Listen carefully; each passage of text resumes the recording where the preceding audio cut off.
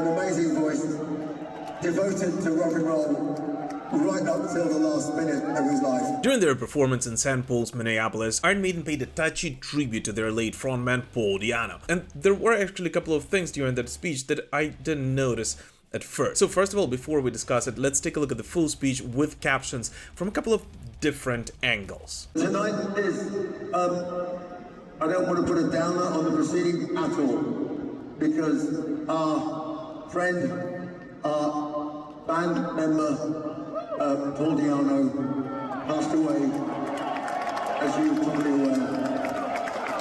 And if you're not aware of that fact, you are now.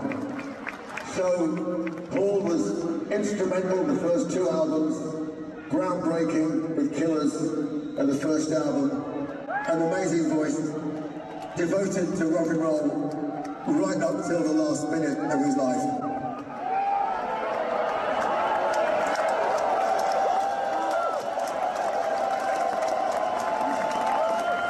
So,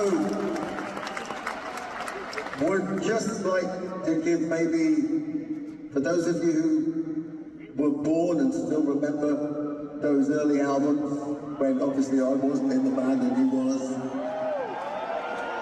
and those of you who were fans of the stuff he did with Battlezone and his own projects afterwards, and for anybody else that fancies having a listen to tracks like Remember Tomorrow and stuff like that, which are absolutely awesome, I'm just going to ask everybody to just take like a few seconds to just say, close your eyes in silence and say, just internally, mentally, if you believe in God, if you don't believe in God, it actually doesn't matter. Just believe in what you believe in and just say, thanks, boss, for doing what you did.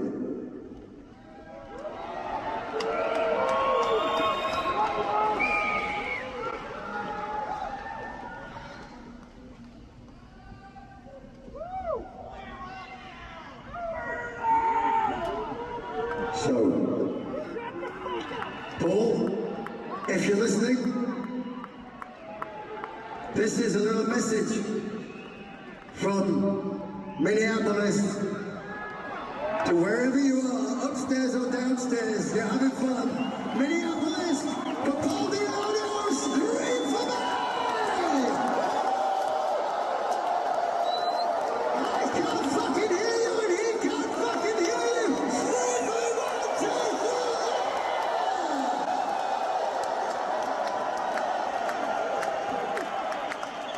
3! We're gonna need a time machine.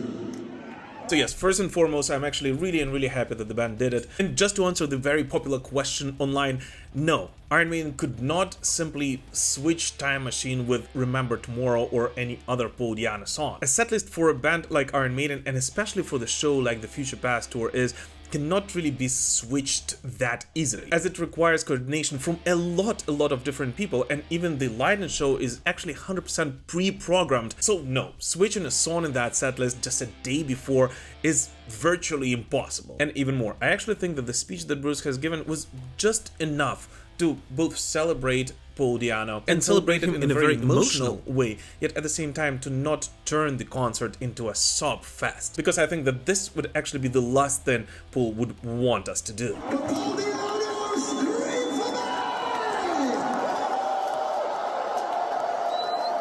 I can't fucking hear you and he can't fucking hear you! Scream for me, 1, 2, 3! I guess technically the only other two things that Iron Maiden could have done to honor Paul Di'Anno during that performance was to play a song by Paul Di'Anno with a bunch of pictures in the background before they hit the stage, which would be very impersonal if you think about it. Or maybe just play a couple of chords of Remember Tomorrow before they start Time Machine. But in all honesty, I think that what the band has done was pretty much perfect. And what I loved about this speech the most is how honest it was. Because if you listen to it closely, you can hear that Bruce Dickinson does not actually say anything about Paul Di'Anno that he does not believe in himself, perfectly representing his and the band's feelings about the legendary vocalist. And you can actually see it in the reaction by Adrian Smith, Steve Harris and Nico McBrain. And yet at the same time he manages to make this speech rather emotional. And I don't know about you, but The words "thanks, boss" just kind of hit me hard. Just say, thanks, boss, for doing what you did.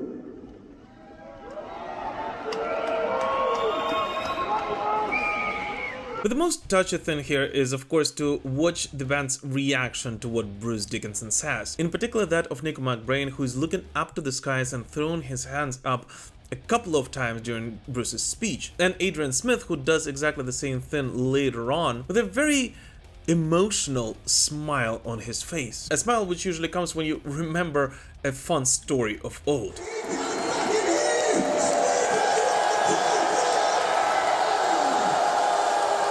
And another thing which some fans may have noticed, and just as a disclaimer, it could of course be just simply because it was really hot in the venue at that time, but for a moment it did look like Adrian Smith, Steve Harris, and even Bruce Dickinson himself got so emotional after Bruce's speech that they actually might have shed a tear or two.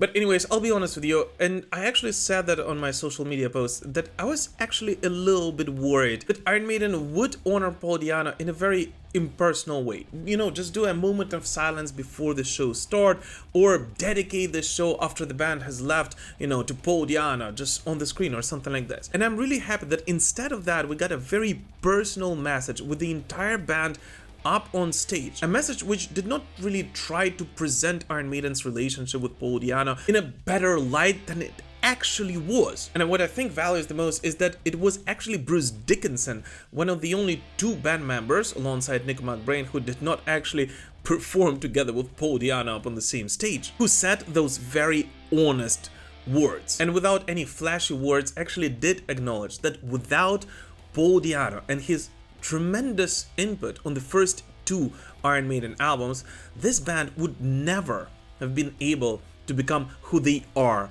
today.